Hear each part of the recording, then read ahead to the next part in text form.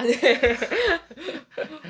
저희 퇴근 후 내 책 만들기 이번에는 그 전에 출판 프로세스 같은 걸 많이 했었는데 이번에 다시 앞으로 돌아가서 글쓰기 처방전에 대해서 이야기를 하려고 해요.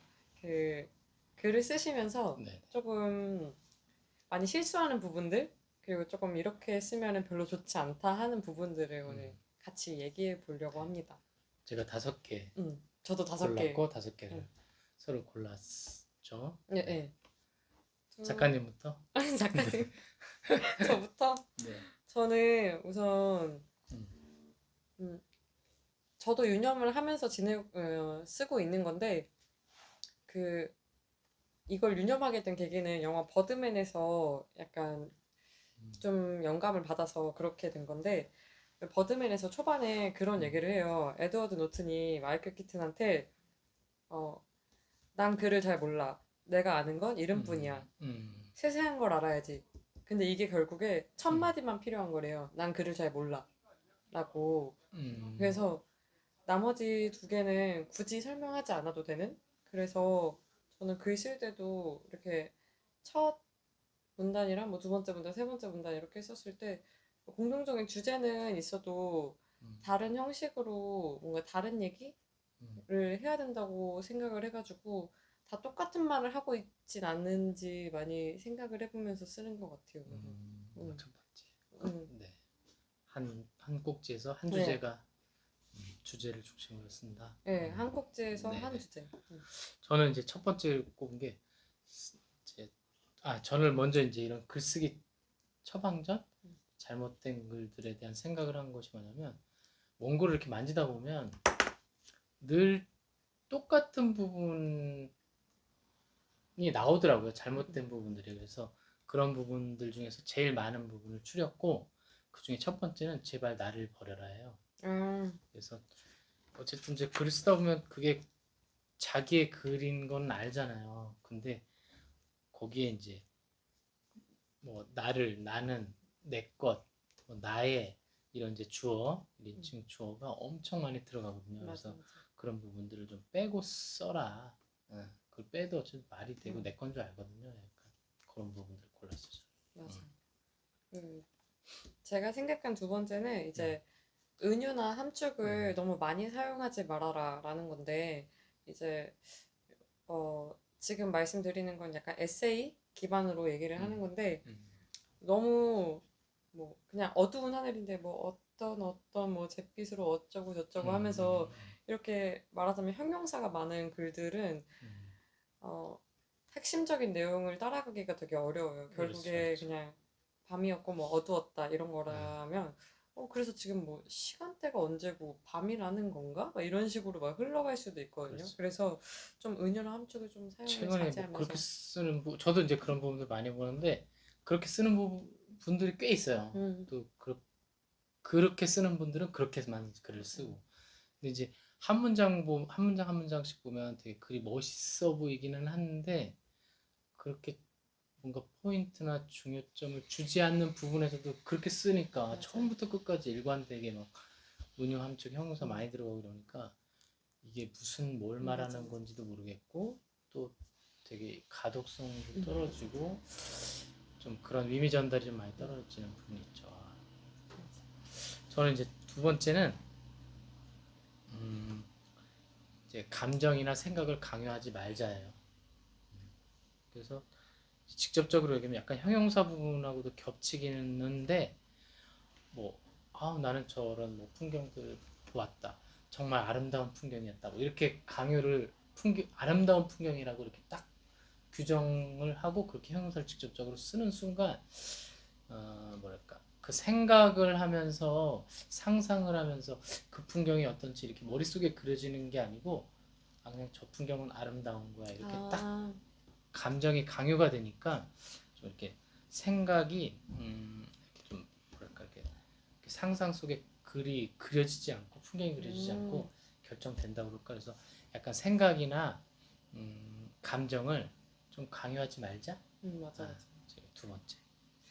저가 3번째로 한 게 방금 대표님이 얘기한 거랑 조금 비슷한 지점에 있는 얘기 같은데 저는 좀 객관적으로 못 보는 거를 되게 중요하게 생각하고 있는데 객관적으로 못 보는 게 이게 주관적으로 계속 쓰게 되다 보면 가끔 막 이런 글이 있어요. 이게 일기지 글인가 싶은 생각이 들 때가 있어요. 뭔가 아, 이 사람 그냥 일기 쓰는 거를 뭐 봐서 재밌으면 사실 상관없겠지만 뭔가 정말로 그냥 남의 얘기에서 그치는 느낌이 들면은 막 되게 별로인 감상이 남는 것 같아가지고 좀 조금 더 객관적으로 그러니까 그렇죠, 그렇죠. 방금 말씀하신 것처럼 뭐 어떤 풍경이 뭐 아름다웠다라고 얘기를 하는 것보다 그 풍경의 서술을 하면은 그렇죠. 아 뭔가 이건 아름답게 다가온다 뭐 이런 게 있을 텐데 그 감정을 표현할 수가 있죠. 뭐 석양이 맞아요. 잇따르면 석양으로 뭐 붉은 기운이 온 하늘에 뻗쳤다 뭐 이렇게 되고 어둠이 짙게 내려앉았다 이러면 맞아요. 그냥 그렇게만 표현하면은 거기에 그 어둠이 짙게 내려앉았다라는 표현은 사실 그러면 뭔가 마음도 어두워졌다라고 표현할 수도 있고 그죠? 그걸 맞아요. 간접적으로 좀 더 입체적으로 표현할 수 있는 것 같아요. 저는 이제 세 번째는 어떤 시제, 네. 현재형, 뭐 과거형 이런 게 있으면 그 어미가 뭐뭐 한다, 현재형으로 끝나는 경우도 있고 뭐 했었다 이렇게 과거형으로 끝나는 경우 있는데 그게 한 그 글에 그게 막 이렇게 혼재되어 있는 경우가 있어요. 쓰다 보면. 그래서 그거는 좀 시제는 통일 혹은 한글은 아니더라도 한 책에 가능하면 시제를 통일시키는 게 좋죠. 그래서 했었다라고 했다 과거형으로 쓸 거면 그렇게 쓰고 현재형으로 쓸 거면 한다 은다로 쓸 거면 다 현재형으로 통일하는 거. 그리고 또 하나 이제 그 시점이 대상이 있으면 너는이라고 2인칭으로 썼으면 너는으로 쓰든가 아니면 그녀는 혹은 근이라고 썼으면 3인칭으로 쓸 거면 3인칭으로 쭉 통일하든가 책 하나에서 혹은 한 글에서 그 시제랑 시점이 혼재되어 있는 경우가 있거든요. 그런 거는 좀 책 한 권, 글 하나에서는 좀 통일해달라. 맞아요. 세 번째. 약간 요거 저도 실수 많이 했던 것 같아요. 그게 이제 진짜. 그러니까 그 글 한 꼭지 한 꼭지 쓰다 보면 한 꼭지 내에서는 안 하더라도 한 권 내에서는 맞아, 그게 맞아. 혼재할 수 있죠. 근데 이제 그런 거는 교정 보면서 맞아. 수정하면 되고 또 편집자가 할 수도 있고요. 맞아. 저 그리고 네 번째로 생각한 게 물론 제가 좀 많이 모르기도 하지만 이제 어려운 단어를 많이 쓰지 않는 게 또 저한테 그러니까 어려운 단어를 쓰지 않는 게 되게 장점으로 갈 수 있을 것 같아요. 에세이에서는. 예. 그러니까 그 부분 저도 이제 작가분들한테 얘기하거든요. 이렇게 문어체를 쓰지 말고 구어체 말하듯이 써라 친구하고 맞아. 약간 그런 얘기를 하죠. 그래서 어려운 단어를 사용하면 물론 글이 조금 더 격이 있어 보이긴 하죠. 근데 좀 쉽게 다가가는 부분에 있어서는 어려운 단어를 쓰지도 않고 좋은 글을 쓸 수 있다는 게 조금 이렇게 생각하시면서 편하게 쓰셔도 될 것 같다는 생각이 들었어요. 좀 편하게 가는 맞아, 것도 맞아. 좋으니까. 응. 저 네 번째는 맞나. 뭐냐면 좀 자기를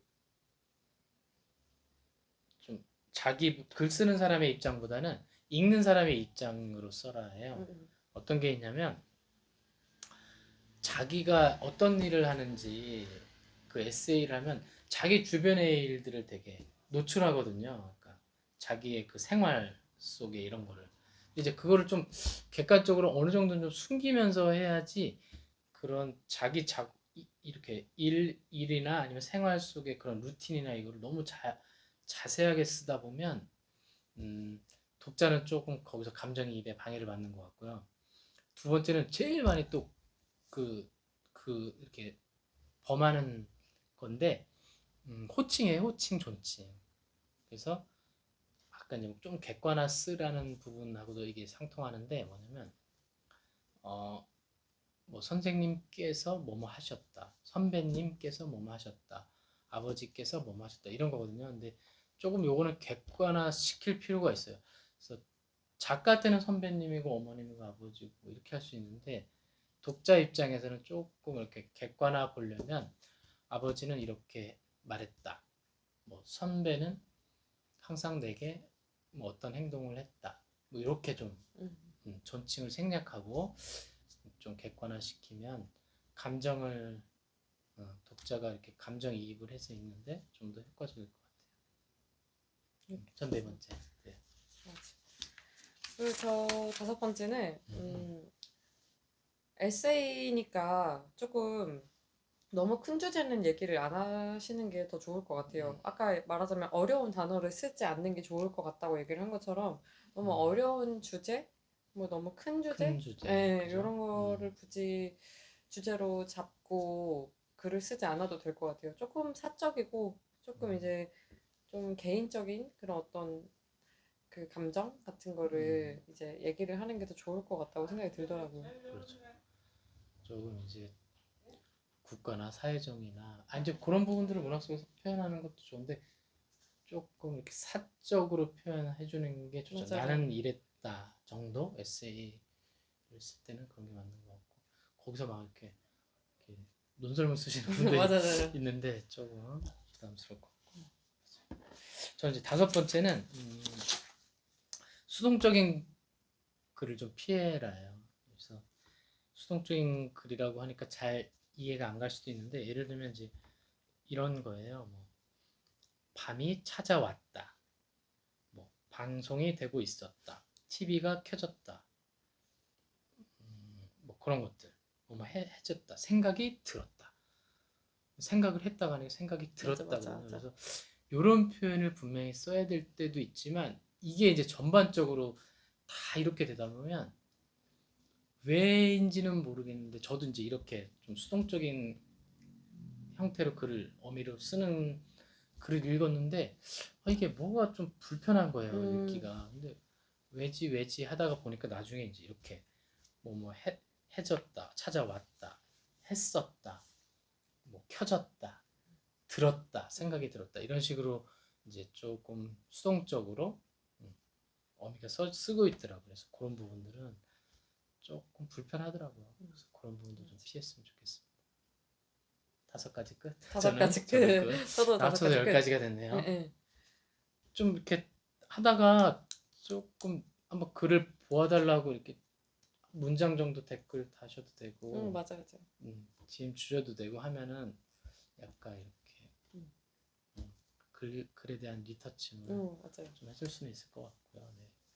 뭐 저쪽으로 DM 주시면 대표님이랑 같이 상의해서 제가 다시 답변을 드리는 걸도 해드릴 수 있고 근데 오늘 이제 말씀드린 건 조금 그렇죠. 에세이 위주였다고 생각을 하셔도 될 것 같아요. 좀 편하게 이제 쓰시는 분들이나 뭐 편하게 쓰는 글 안에서도 자꾸 어떤 실수가 있으면 또 약간 편하게 보기가 어렵더라고요. 그래서 좀 10가지, 오늘 10가지가 거의 작가님 것도 그렇고 제가 꼽은 것도 그렇고 진짜 흔하게 나오는 맞아. 잘못된 경우라고 할 수 있으니까 10가지만 명심하셔도 글 쓰는데 많이 좋아질 수 있다고 생각이 드네요. 네. 맞아요. 다음에는 좀 더 글을 돋보이게 할 수 있는 노하우, 매력적인 글쓰기를 얘기를 해보려고 합니다. 감사합니다.